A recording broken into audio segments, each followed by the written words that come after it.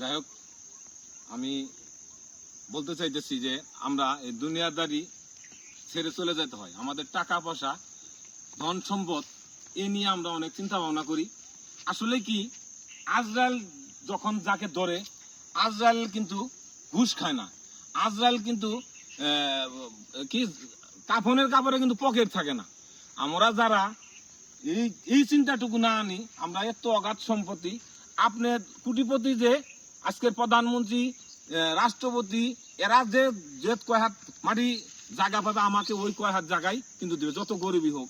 যে সাদা কাপড়ের কাপড় তাকে দেওয়া হবে, আমাকেও হয়তো একটু কম দামে দেবে, তাকে হয়তো একটু বেশি দামে দেবো, কিন্তু জায়গা কিন্তু একটাই।